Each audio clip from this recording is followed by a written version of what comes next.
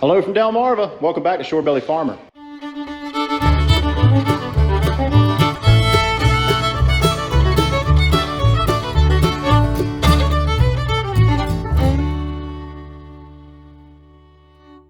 I got my helper here today. Say hi. Hi. Hi. That was very unentertaining. You should like dance with the cat or something. So today we got off work early. We started work early. So I've got some odd jobs. We have some rain coming. Hopefully we get it, because if we do, we're going to be out in the field with this planting beans in short order. Jim dropped off the seed tender yesterday. So we have our seed available to us. The only thing we got to do is tickle over the ground with the discs in a New Holland after it rains, just to do a final pass and smooth it out and then get to planting. But before we do that, we've got to do a little bit of repair. This weld was cracked when we first got the planter 2 years ago. When I first got our welder and really didn't know what I was doing and thought, you know, like most people think, the bigger the blob, the better the job. I know that's not the appropriate way, but that was for you, Chris. You know who I'm talking about, Chris in California. Hey. Anyway, you know, I really didn't know what I was doing with welding, and I still really don't know what I'm doing. I just make it look better now.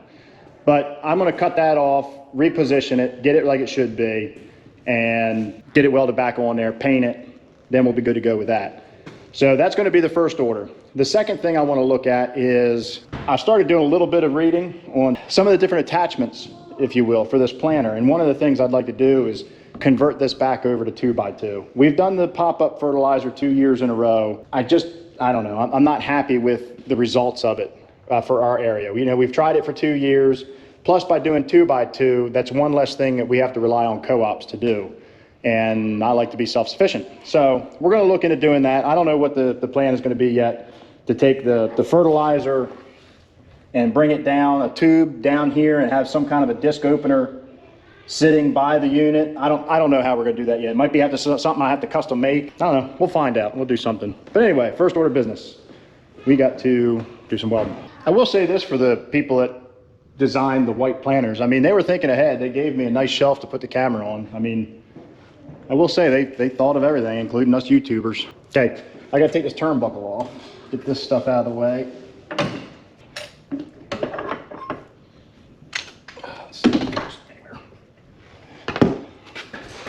I need to decide if I'm going to grind this off and remove the whole thing and re-weld it, or just grind out from under it and weld it. I'm thinking I might grind it all the way down. That's what we're going to do. We're going to grind it all the way down.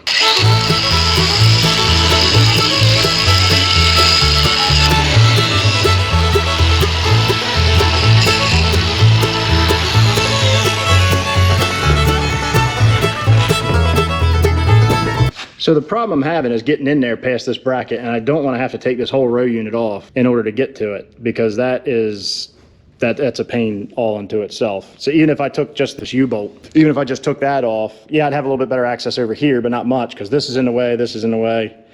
So I'm thinking I might just take the Sawzall and just cut it completely off, because we don't know how much. I mean, you can see the crack goes all the way back to like here. So if it's cracked halfway through, I got to assume it's cracked in here as well, and there's not much holding it. So I might as well just lop it off and clean all that up and then weld it.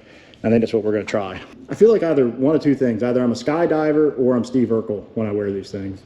And if you don't know who Steve Urkel is, you had a pitiful childhood, and I suggest you educate yourself like a millennial. So it just so happens that I ordered something, not particularly for this job, but for this type of job, these new Milwaukee torch blades.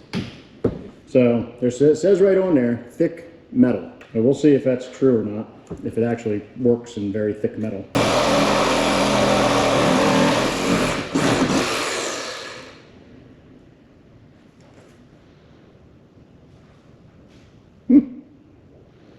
It's melting the paint off.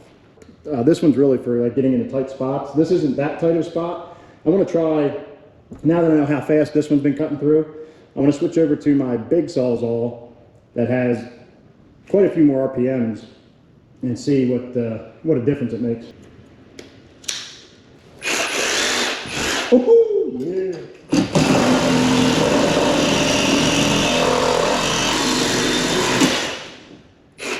I feel like Tim Allen. Oh yeah, more power. Oh, oh, oh. I don't know, is that copyrightable? I don't know. We'll post it, see if we get away with it. That was quite a difference, really, between the little handheld, single hand Sawzall and then the big boy. Where the little one was just kind of crawling through it, the big one didn't run. It didn't walk. I don't know, it sauntered through it. A quick shamble. It was faster. That's all I know. So this is it. We got to clean this up. Clean this up down here. That's what we're left with.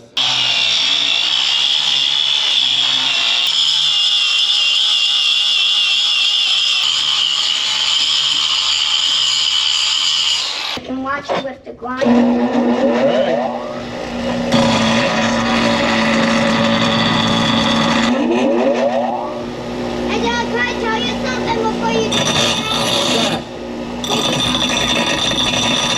I'm listening, go ahead. Did you know that all those parts are falling on the ground are pieces of metal? Yeah. How'd you know that? So as you can see, what I did with the grinder is I put a bevel in it. It'll give me enough room to run a bead on either side of that and fuse it down here. So let the welding commence. Big old blobs. I can't wait. Somewhere in California, there's a guy having a heart attack. You know who you are. Shorebilly farmer by day, Iron Patriot by, later that day.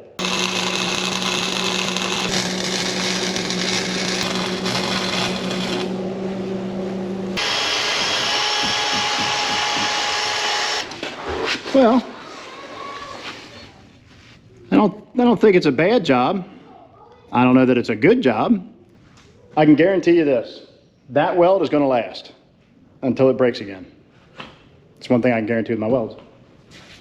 All right, I'm going to put a little paint on that. That job is done. So one of the things that we're trying to figure out, Jim dropped off that seed tender.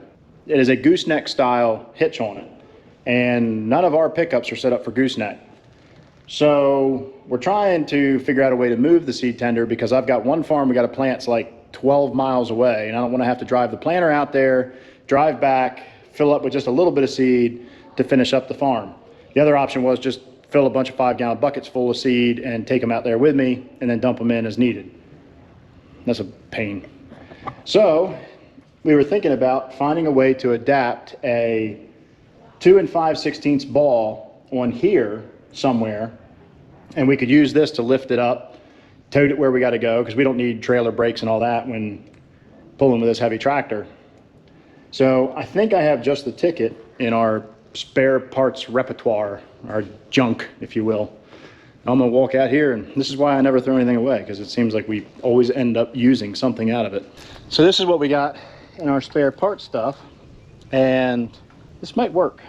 Might have to cut it up. Well, I know I'll have to cut it up. I got this for the old gold pickup truck, but when I went to go put it on, and I got this really cheap, but when I went to go put it on, the frame is so bad on that truck, honestly, I wouldn't want to pull with it anyway.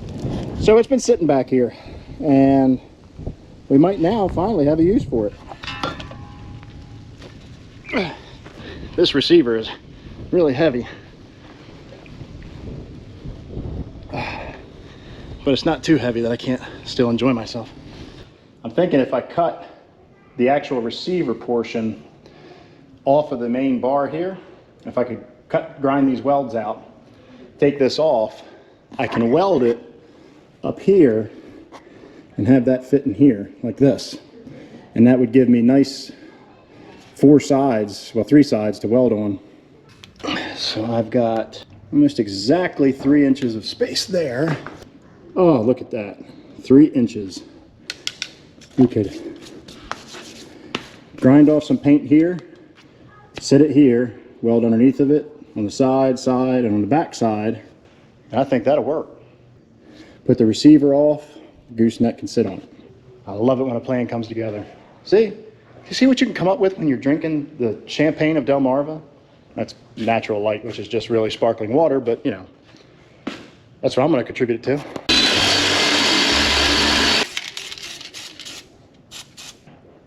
We'll call it liberal amounts of paint. No, wait a minute, that works. We'll call it copious amounts of paint. Got the turnbuckle back on, painted all this up. Now it's the shiniest spot of the planter but after an hour in the field, you won't be able to tell it. Okay, so what we ended up doing was basically butchering this thing and cutting it all up. But we've got it all ground down, everything cleaned up. It's going to sit on there just like that. And I'm going to weld here, back here, along there, and then do the same thing in the back on the bottom, weld all along back in there. And it hopefully will not fall off. I already went over and looked at the implement that we run on this for the 3-point, which is the ripper. Made sure I had good clearance in here and that nothing would interfere. And it's got plenty of clearance, so I'm not worried about that. And if I absolutely had to, I could modify this, cut this piece off, but I don't think I need to. And right now I'd rather have that strength there for what we're going to do with it. But yeah, we're ready to weld.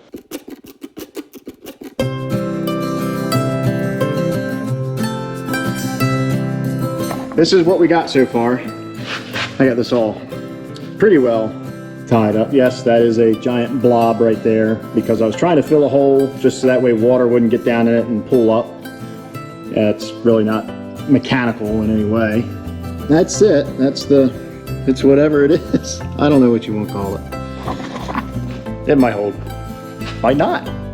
So Jim, if you're driving down the road and you see a tender and you're like, man, that looks just like mine, and it's like just kind of sitting on the side of the road, that just didn't make it. I think we'll be okay here though. It's got a hard candy shell.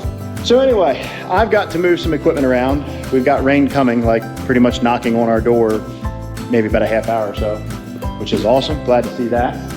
I still have a little bit of welding left to do on this, but honestly, it's getting late and I'm gonna get cleaned up. Well, it's not really late, but I want to spend some time with the kids. So,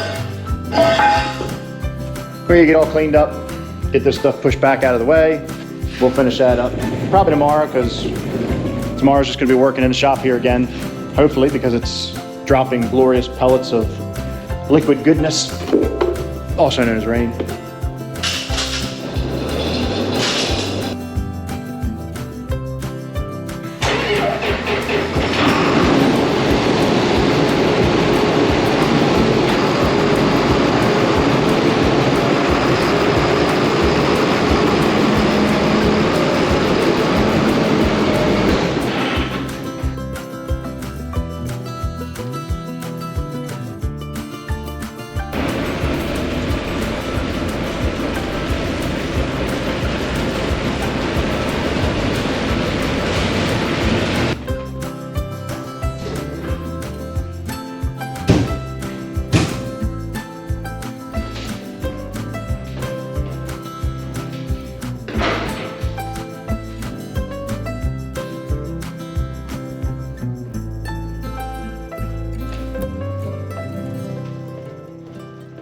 So I was thinking about it. When I was putting this on, I was thinking to myself, is this a waste? Because the only thing that we need this for is to move a gooseneck trailer that we don't even own, and we might not get it every time. So I was like, is this really necessary? Then I got thinking about it. I was like, well, we could get a piece of square stock, and I could make a nice long boom, essentially, to stick off here. And we could use this thing like a crane, really, because I don't know what the lift is on this 3-point hitch. It's something ungodly, like 20,000 pounds or something like that. So, I mean, not that I don't think my weld job could hold 20,000 pounds, but if we needed to lift a motor or something and we didn't have the skid loader available, we could use it for that. I mean, there's just so much we could do. There's so many activities. I don't know, right, wrong, or indifferent. It's on there now and it ain't coming off. Okay, well, let's go do it for us tonight. I'm gonna say goodbye, and maybe we'll start up a new video tomorrow. I think this has got enough interesting stuff in it, or it was just long enough to put you guys to sleep. Either way, tomorrow, finish welding on that, and then we gotta slide the tank back on this, get in there, replace the idler, the belt, the spring. A lot of this stuff needs to be cleaned. Windows need to be cleaned, the cabs need to be cleaned, vacuumed out. That's kind of stuff we can handle while it's raining. It's good stuff to do. Okay, I've talked long enough. Goodbye. Oh, yeah, right. Goodbye from Shorebilly Farmer. No, that's horrible. Goodbye from Delmarva. Thank you all for watching. Shorebilly Farmer, out.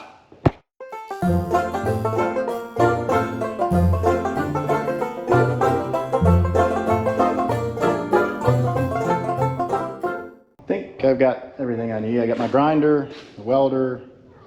Wait a minute. I know what we're missing.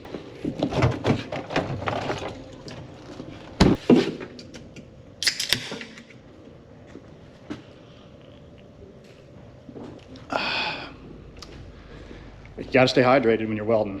I mean, that's like the most important thing.